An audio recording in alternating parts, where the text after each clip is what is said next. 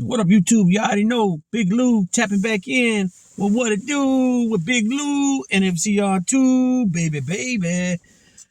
First time you come into the channel, be highly appreciated if you sub, like, and share the channel with your family, friends, folks, peoples, gente, buddies, pals, amigos, or panas. Feel free to comment, and I'll do my very best to comment and respond back to your comments.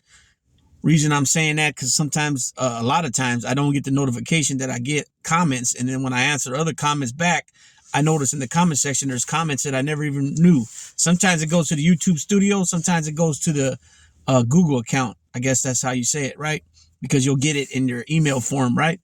It'll come on your Google email. Anyways, with that being said, this happened a few days ago, and I just wasn't feeling really doing videos the last couple of days. Just different things going on. I just wasn't feeling it. Nonetheless, I did drop a video yesterday. It was a real short video, a minute video about a good friend of mine's sister being a hit and run situation that she ended up succumbing to her injuries around Christmas time. Today's her services, so this is prayers and thoughts and prayers out to the Pasos family in Modesto area. And RIP to his sister Norma. So like I said, I wasn't feeling it. But a few days ago, reported by CNN, the son of Chapo Guzman, aka Joaquin Guzman, aka El Chapo, the little guy, the short guy, his son was picked up.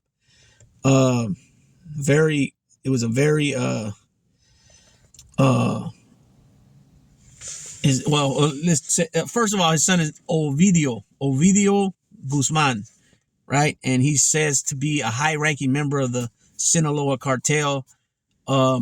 He had another brother that was killed. I'm not sure how many brothers there are. I'm pretty sure there's quite a few brothers. You know what I mean? I know Chapo was he made a lot of babies. But anyways, it was a operation in the northern part of Sinaloa in Culican. This is the same area, same city that because Sinaloa is a state, if you guys don't know. So when you hear Sinaloa, Durango, what's another one? Veracruz, Nayarit, Guanajuato, those are all states.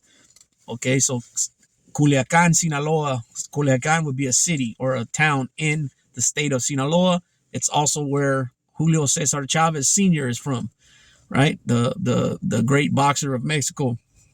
He's from there. So they had like I said, this operation went down in Culiacan.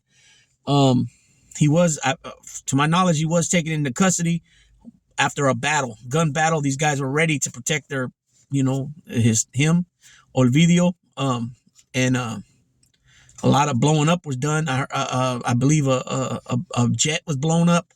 Some semi trucks were also on fire. Different things like that. But I guess you could say mission accomplished at the end of it. He was taken into custody, and I'm gonna go ahead and read the article so you guys can get a better sense of what they're talking about for that day. So Mexican authorities have arrested Ovidio Guzman, son of notorious drug lord Joaquin El Chapo Guzman, a source from the federal government of Mexico told CNN. In a dramatic operation in the northern state of Sinaloa on Thursday that led to clashes around the city of Culiacan, Guzman is described as a high-ranking member of the Sinaloa cartel. In a press release issued by the United States State Department, on December 16th, prior to his arrest, he was previously arrested by federal authorities in October of 2019, but was released on the orders of President Andrés Manuel López Obrador to avoid further bloodshed. Let's see. Social media videos appear to show trucks on fire and intense shooting near the airport, which was closed for most of the day due to the violence. CNN has not yet verified these videos. In a morning address on Thursday, President López Obrador said the operation in Culican had been underway since dawn. As the arrest unfolded, Sinaloa Secretary of Public Security Cristobal Casineda said that vehicles were being looted and blockades are taking place in different parts of the city, as he asked the public not to leave the city. The state's education secretary also announced that school and administrative activities had been suspended in Culiacan and urged those who are in a risk area to take refuge in a safe place.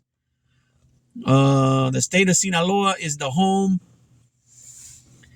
to the Sinaloa cartel, one of the world's most powerful narcotics trafficking organizations. El Chapo was the leader of the cartel before he was sentenced to life in prison in 2020.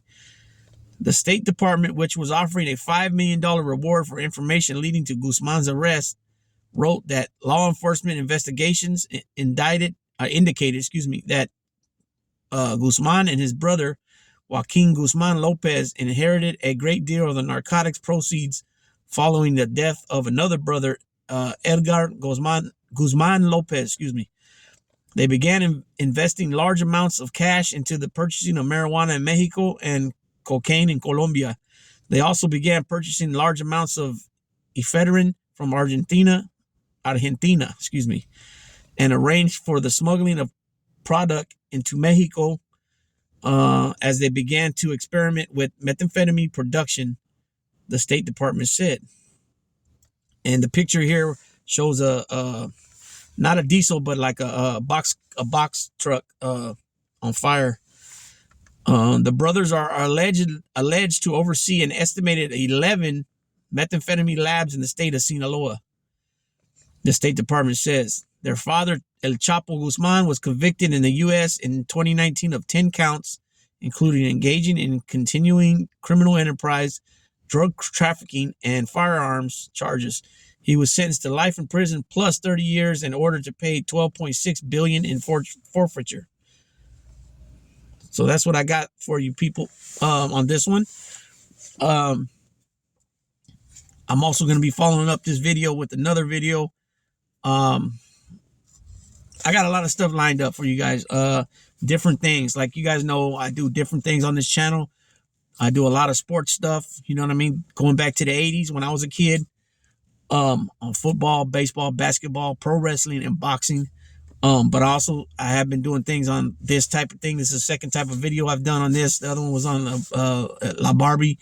I also done some like obviously prison stories, prison things, which that's what I'm gonna follow up with this one. Tomorrow I got another one lined up, ready to go on the Scott Peterson deal. And I'm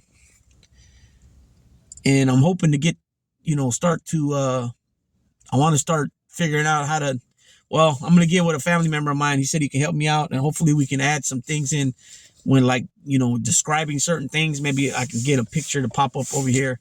You know what I mean? So that would be cool. But everything costs, even though it's a family member, he's going to be taking time out of his daily schedule, so I'm gonna have to pay him. Not that he's asking for it, it's just I feel right to do that. And so I'm probably at some point here, because we need to upgrade the channel, I need to get an intro and stuff like that, and that costs, you know what I mean? So at some point here I'm gonna put up my Cash App, and hopefully we can get going. I'm halfway there to the 1,000 subscribers. I got 500, little over 500 now. I appreciate each and every one of you guys that sub to the channel, and anybody else. I'm gonna thank everybody that's gonna sub to the channel in the future as well. I appreciate everybody that's been putting the link out there on different channels. Everybody that's been sharing the channel. Shouts out to Big Flacco from A Convict's Perspective. He's helped me out he's helped me out big time in the last 2.5, 3 weeks, whatever this was. He's got me like I'm not sure his exact number, but I want to say it's something like he's got me something like 150, 175 subs, maybe even more. And he's helped me out with like probably I would say probably like something like 4,000 views. You know what I mean?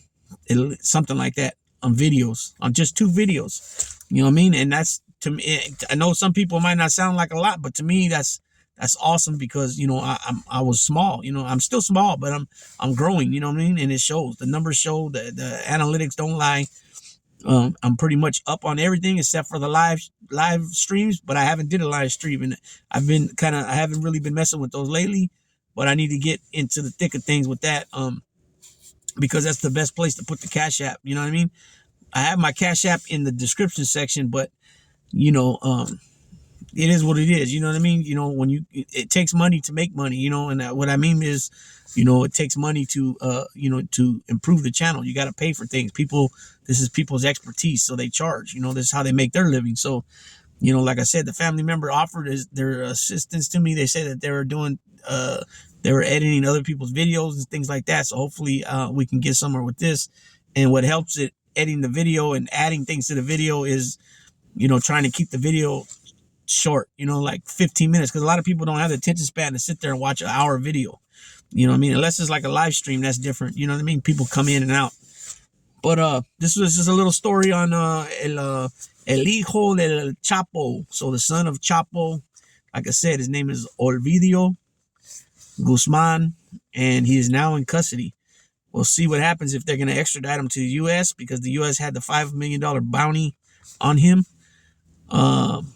Most likely, I guess that's what will happen. Like his dad, it'll probably take a little bit of time to get him. They're going to have to go court proceedings over there first. I don't think they just give the guy up. Like Chapo didn't just get arrested and then he was shot to the U.S. They went to court in Mexico for a little while. I don't know how long it'll take. Obviously, it's a different penal system over there. It's a different. The laws are different, obviously. But the fact that the president ordered him to release the last time he got arrested was kind of, to save bloodshed. But I guess fast forward 3 years later, they were going to come and get him no matter what. So it is what it is, and he's now arrested. Like I've said before, crime does not pay. I mean, yeah, you live the nice. In the case for these guys were living it big. These are real, real kingpins, right? Chapo, all those guys in Mexico, they're really living it up. You know what I mean? Really rock star living, to the 10th power. You know what I'm saying? But all things come crashing down, even in a foreign country. I don't even think those guys ever stepped foot in the United States before. You know what I mean? But yet they're going to be extradited to the United States. So it is what it is, man. But again, people's crime don't pay. It might pay in the meantime, in between time, but eventually you'll find those silver bracelets on that ass. And keep in mind, they always, that commercial, I've said it before, Motel 6, they always leave the light on. That means that they always have a spot for you when you want to go rent a room. Well, the prison system will always have a bed for you, even if they got to stuff your ass up underneath a bunk, right? Keep in mind, they've done that. There's been stories on here where they have 5 guys in one cell. How the hell is 5 guys live in one cell? Even 3 guys in one cell, even 2 guys in one cell is too much. You know what I'm saying? So, I've lived on a triple rack before in a gym. It's very uncomfortable. Even those cells like in San Quentin and Soledad, the cells that are in the halls, you got your shelf right on above your bunk, but it's like right like where your waist would start. So when you try to turn, you hit it. Just like when you're in a triple rack in the gym. When you turn over, like me, because I got wide shoulders, and especially in there, I was, working out. So I was a lot thinner and a lot wider, you know what I'm saying? And I would hit my shoulders on top of the bunk. Well, actually it would be the bottom of the top bunk, but I'm in the middle bunk. And the same thing with the bottom bunk. You're stuffed in there. So I never had a bottom bunk on a triple rack. I've only had a middle and a top. The top's actually the best because you can turn and all that. But anyways, I got off track a little bit right there, but basically the message is they always got a place for you, no matter what, how big you get, no matter how many government officials and police captains and beat officers and sergeants that you can pay off. Eventually, it still comes crashing down. So, you see that in this article, they said that they knew exactly how many labs they had in that state and in that city. Excuse me, I don't remember if it was the state or the city, but they said they had 11. Let me check that. It said 11. They said they had 11. It's the State Department. The State Department's the one that made this claim that they had 11 Let's see. See if I can find it real quick.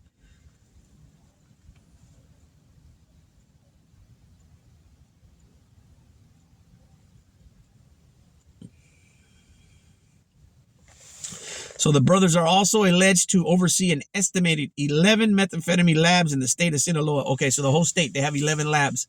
How would they know that? Well, obviously somebody's squawking, right? Somebody's telling. They have to tell. I mean, how would they estimate that number down to 11? Why wouldn't they say like, oh, we believe they have between 10 and 20, or we believe they have 25, or we believe they have 5? No, they put an exact number on it, 11. So it is what it is, right? So, you know, and plus all the other stuff is said about how much money they were investing in marijuana and what everywhere they were getting this and that from. They said they named Mexico, they named Colombia, and they named Argentina. So it is what it is. So like, as with everything, no matter how deadly these, you know, and when it comes to the cartels and it comes to the over there in Italy and Sicily, they don't play. They don't give a shit about your family. They'll kill anybody. And so that just shows, man, that there's people knowing how vicious these people are, they're still willing to, you know, give up information. And it is what it is, you know. So with that being said, Big Lou, tap it on out with What It Do with Big Lou.